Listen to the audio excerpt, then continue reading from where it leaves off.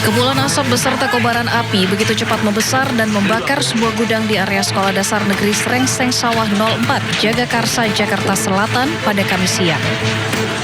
Tugas suku dinas penanggulangan kebakaran dan penyelamatan wilayah Jakarta Selatan yang tiba di lokasi dengan cepat melokalisir api agar tidak terjadi perambatan yang lebih meluas.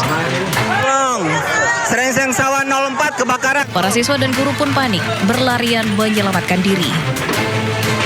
Kegiatan belajar mengajar dihentikan dan seluruh siswa dipulangkan.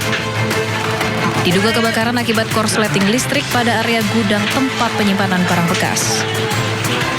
Yang menentukan tadi itu tetap dari pihak kepolisian. Kami hanya menduga karena tidak ada dapur, tidak ada mesin-mesin yang lain, kemungkinan diduga adalah dari listrik.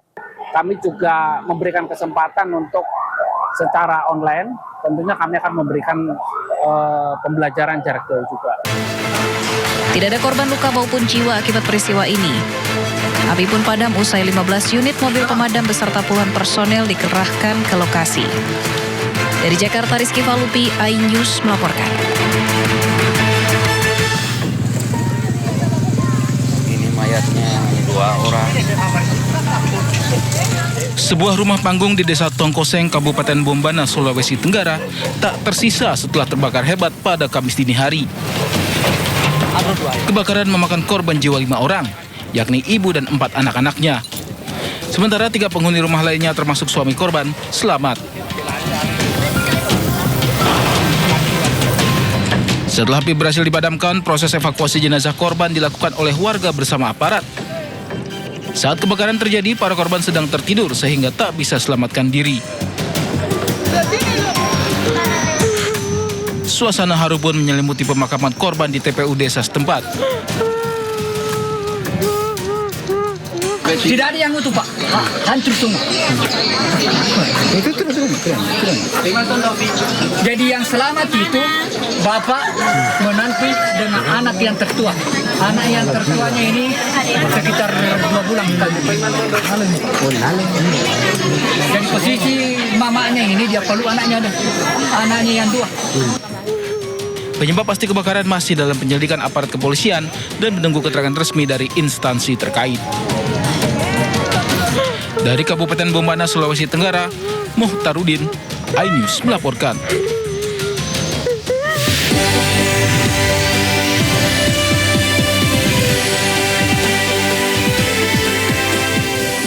Berawal dari adu mulut di kafe, warga negara Kamerun tewas dikeroyok. Kasus berlatar belakang masalah hutang piutang.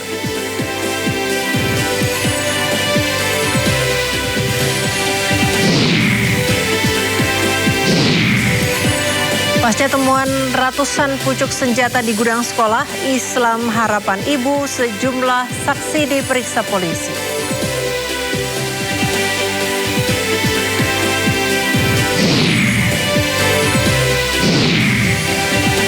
Pasukan Israel melancarkan operasi militer berskala besar di kamp pengungsi di utara Yerusalem.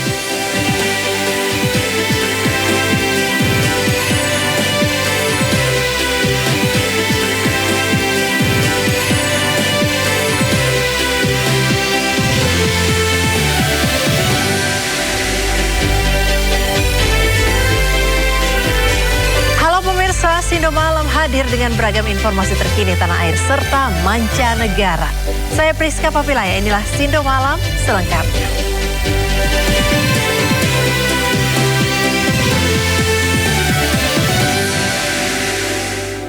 Informasi pertama di Sindo Malam, pemirsa, 12 anggota gangster di Semarang, Jawa Tengah ditangkap polisi.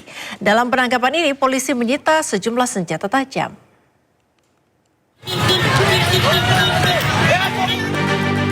Viral aksi tawuran antar gangster di Semarang, Jawa Tengah menjadi perhatian Direktorat Reserse Kriminal Umum Polda Jawa Tengah. Kedua kelompok gangster tawuran menggunakan senjata tajam dan bom molotov. Polisi dengan cepat tangkap 12 pelaku tawuran antar gangster berbekal video yang viral. Polisi juga menyita sejumlah senjata tajam yang diduga digunakan dalam tawuran. Dari 12 itu, kita filter dan dapat kita jadikan tersangka adalah 1 dewasa 3 anak dan 3 anak. Totalnya 64 orang. 12 pelaku ditangkap, selanjutnya diproses hukum terkait dugaan penggunaan senjata tajam. Polisi menyebut ancaman pidana dalam pasal yang diterapkan dapat mencapai 7 tahun penjara. Sementara itu, polisi masih memburu 17 pelaku lain yang diduga terlibat dalam aksi tawuran tersebut. Dari Semarang, Jawa Tengah, Wisnu Wardana, iNews melaporkan.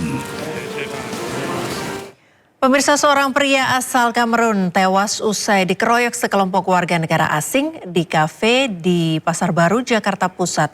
Kasus pengeroyokan ini berlatar belakang masalah utang piutang.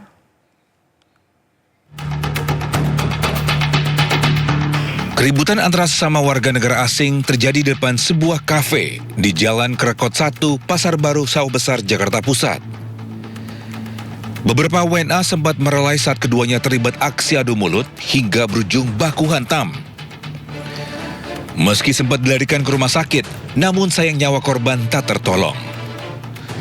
Kanit Reskrim Polsek Sawah Besar, Jakarta Pusat, Ibtu Muhammad Asaugi menyatakan, keributan bermula saat korban pria berkewarganegaraan negara Kamerun berinisial FY tengah berada di dalam sebuah kafe bersama sejumlah rekannya.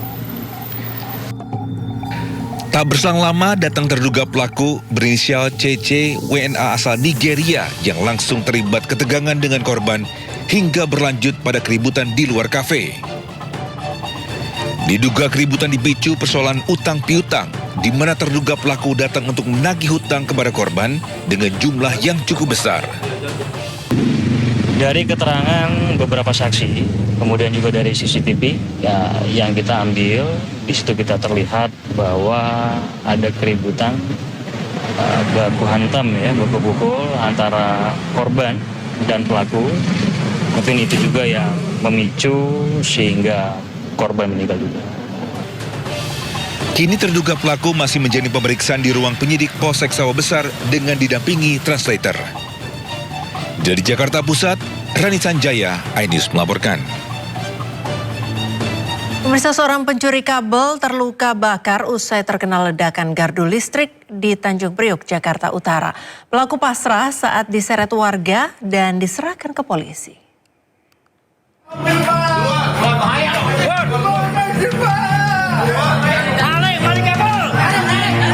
Seorang pelaku pencurian diseret keluar oleh warga dari gardu listrik di Jalan Agung Utara, Sunter Agung, Tanjung Priok, Jakarta Utara.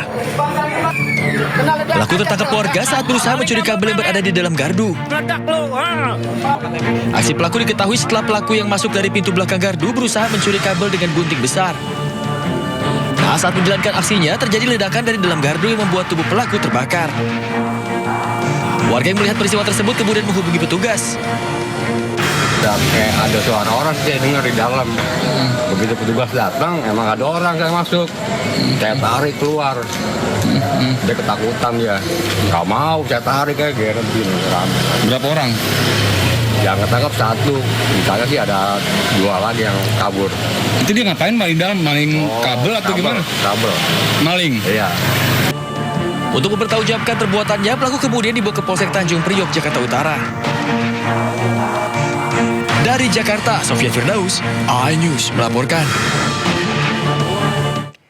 Pemirsa, polisi membawa tersangka mutilasi di Depok, Jawa Barat untuk mencari potongan tubuh korban. Meski sudah mengerahkan anjing pelacak, pencarian terkendala derasnya arus sungai.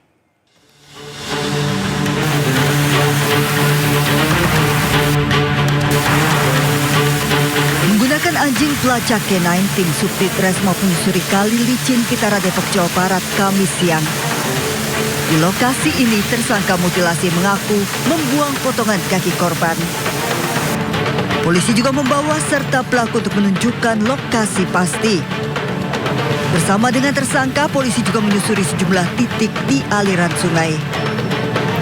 Namun pencarian menemui banyak kendala yang memungkinkan potongan tubuh sudah terbawa arus sungai yang deras. Untuk sementara masih proses, karena memang ada kendala dari kami adalah untuk waktu penemuan mayat sendiri itu 4 Agustus, sedangkan waktu pembuangan mayatnya itu 23 Juli 2026. Jadi sudah ada range sekitar 1 minggu lebih, yang kemudian sempat dalam 1 minggu itu ada hujan, jadi untuk arus sungai sendiri agak deras. Tersangka mutilasi mengaku membuang potongan kaki korban dengan dibungkus plastik hitam setelah lebih dulu membuang tubuh korban di tanah lapang. Dari Depok, Jawa Barat, Iyung Rizky, iNews melaporkan. Pemirsa, pelaku pembunuhan mutilasi ditangkap saat akan kabur ke Pandeglang, Banten, kini diperiksa di Mapolda Metro Jaya. Pembunuhan ini berlatar belakang hubungan sesama jenis, sementara korban diketahui telah memiliki istri. Untuk hubungan antara pelaku dengan korban itu hanya sebatas kenal sama kenal, tidak lebih. Untuk motif pembunuhan sendiri?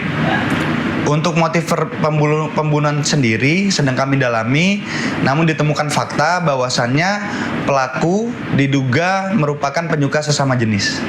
Untuk posisi penangkapan dari pelaku, kami amankan di Kampung Sinar Laut di daerah Panimbangan, Pandeglang. Pemirsa, seorang balita di Kabupaten Bone, Sulawesi Selatan tewas ditabrak mobil yang dikemudikan oleh perwira polisi. Korban sempat dibawa ke rumah sakit tapi nyawanya tidak selamat.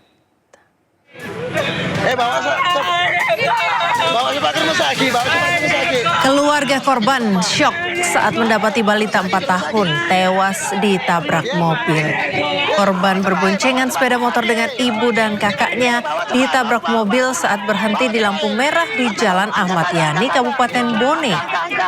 Korban sempat dibawa ke RSU Tenria Waru, namun nyawanya tidak selamat. Sementara kakak dan ibu korban mengalami luka ringan. Penabrak korban adalah Ibda MA, perwira polisi yang berdinas di Mapolres Bone. Pasca menabrak korban, Ibda MA telah menyerahkan kunci mobilnya dan memberi keterangan di Mapolres Bone. Diduga penyebab kecelakaan akibat rem mobil Ibda MA blok. Petugas kepolisian sampai saat ini kurang lebih sekitar 10-15 meter berdasarkan hasil olah TKP dan berdasarkan keterangan dari saksi-saksi yang berada di tempat kejadian perkara. Korban sempat dibawa ke rumah sakit.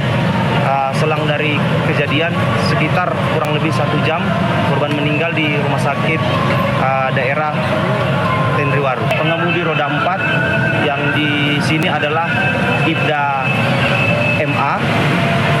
Telah dilakukan penahanan dan juga kami sudah berkoordinasi dengan Kasih Propam, Polres Bone dan juga Bitpropam. Pemirsa, kematian istri polisi yang dilaporkan tewas akibat mengakhiri hidup menggunakan senjata api milik mantan suaminya kini memasuki babak baru. Merasa banyak kejanggalan, pihak keluarga resmi melaporkan dugaan pembunuhan ke Polda Sumatera Utara.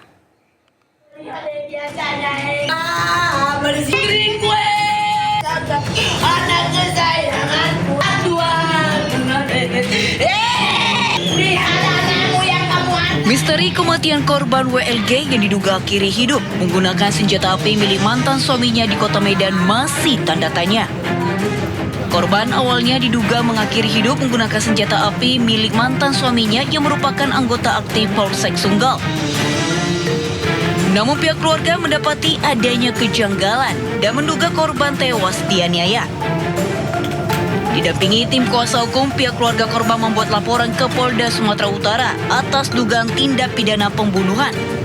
Pihak keluarga menilai kematian korban tidak wajar karena ditemukan banyak luka memar pada wajah, kepala, badan hingga kaki korban. Keluarga korban juga meminta polisi menyelidiki secara menyeluruh agar dapat mengungkap fakta kematian korban dan berharap keadilan bagi korban dapat ditegakkan. Janggalan itu Bang muncul saat jenazah dibawa ke rumah duka, di mana banyaknya luka-luka lebam, maupun ada luka sayatan itu di bagian lutut Bang. Keluarga besar dari Winda Lorenza Kuasa membuka pengaduan di SPKT Kepolisian Daerah Sumatera Utara Bang. Yang terkait laporannya Bang? Dugaan tindak pidana pembunuhan Bang. Sebelumnya, korban berinisial WLG ditemukan tewas di kamar mandi rumah mereka di Perumahan Bumi Asri, Kota Medan, dalam kondisi mengenaskan dengan luka tembak senjata api. Korban diduga mengakhiri hidup dengan menggunakan senjata api milik suaminya. Dari Medan, Sumatera Utara, Aminur Rasid, iNews melaporkan. Pemirsa, pasca penemuan ratusan pucuk senjata api, kegiatan belajar di Sekolah Islam Harapan Ibu Pondok Pinang, Jakarta Selatan berjalan normal.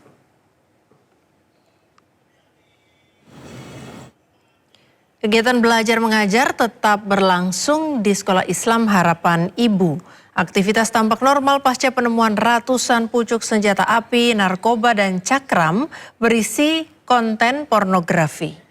Kuasa hukum Yayasan Sekolah memastikan kegiatan belajar mengajar tidak ada gangguan yang berarti.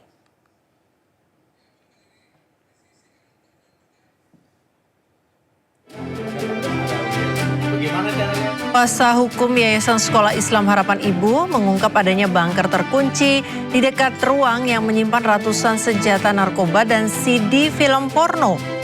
Bunker diduga sengaja dibuat untuk menyimpan senjata lain.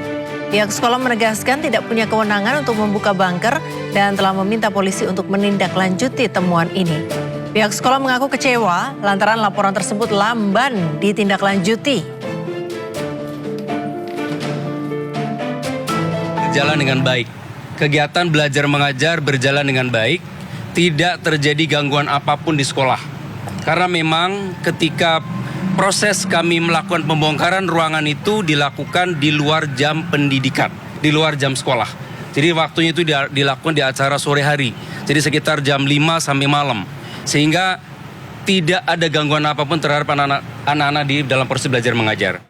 Pemirsa, pasca temuan ratusan senjata di gudang Sekolah Islam Harapan Ibu Pondok Pinang, Jakarta Selatan, sejumlah saksi diperiksa untuk mengungkap latar belakang keberadaan senjata di area sekolah.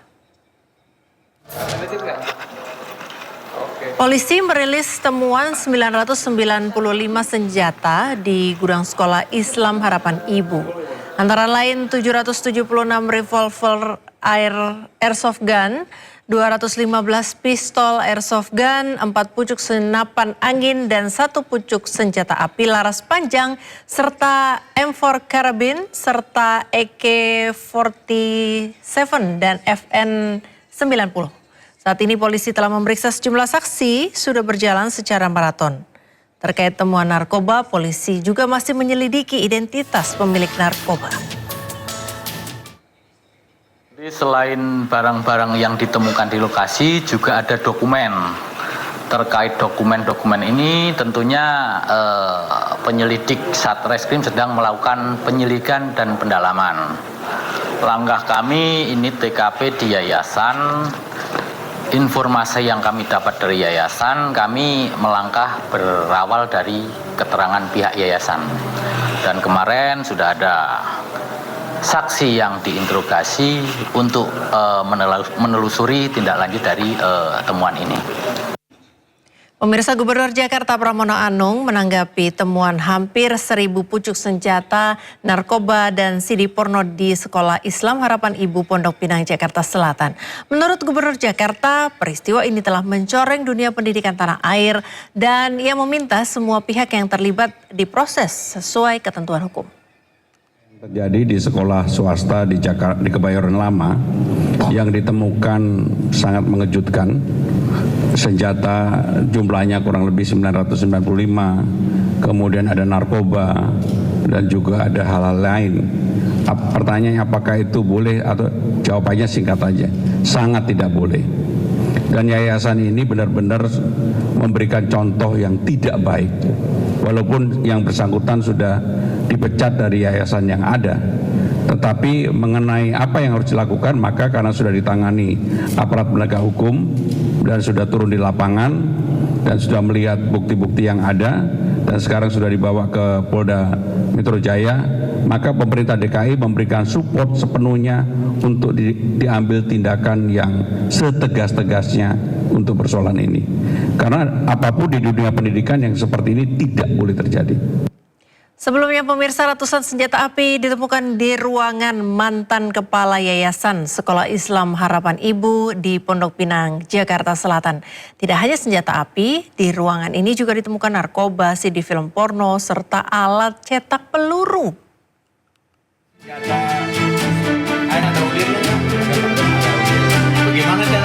Ratusan senjata api, pistol serta senapan kaliber 4,5 mm ditemukan polisi dan pihak sekolah dalam ruangan mantan kepala pembina yayasan sekolah swasta di Pondok Pinang, Kebayoran Lama, Jakarta Selatan.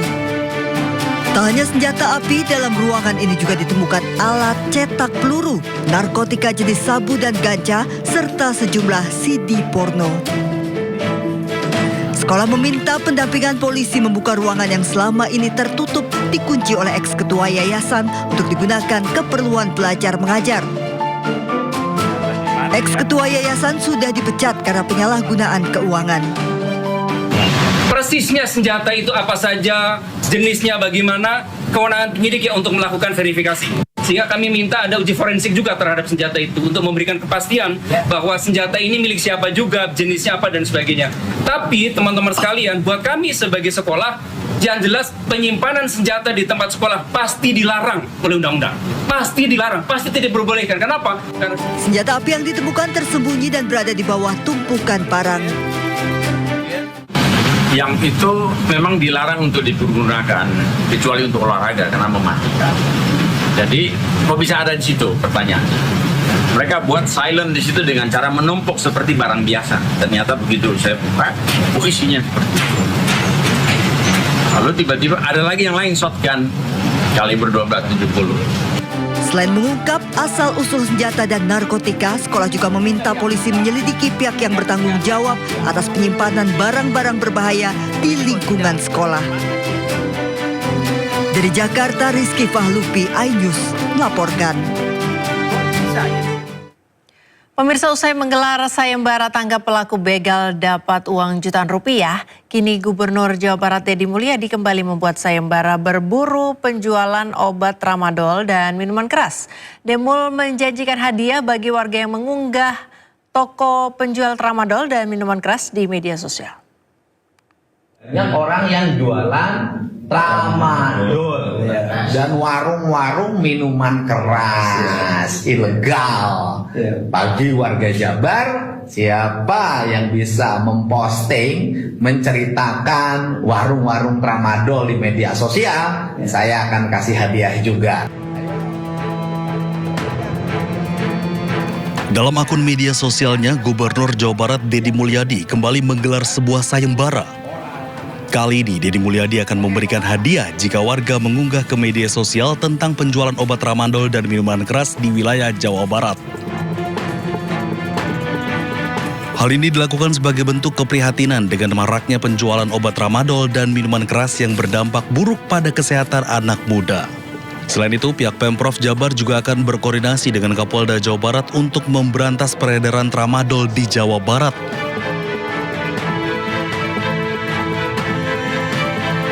Menurut Deddy Mulyadi, pihaknya akan terus menyatakan perang terhadap penjual tramadol hingga peredarannya keluar dari Jawa Barat. Iya, itu harus dilawan, Mbak. Kan nggak boleh lagi dibiarkan. Masa banyak orang takut oleh orang yang jualan tramadol? Kan aneh gitu loh. Menurut saya nggak boleh rasa takut lagi. Saya nanti hari Jumat dengan Pak Kapolda akan berkoordinasi dan kemudian nanti gerakannya itu sampai desa dan kelurahan. Sebelumnya, Gubernur Jawa Barat Deddy Mulyadi melakukan sayembara tentang penangkapan begal dengan hadiah jutaan rupiah. Dari Bandung, Jawa Barat, Ervan David, iNews melaporkan. Pemirsa, masalah penebangan pohon di lapangan pedal di Kota Bandung terus berlanjut. Satpol PP menyegel videotron yang terpasang karena tidak berizin. Diduga ada keterlibatan ASN Pemkot Bandung dalam kasus ini.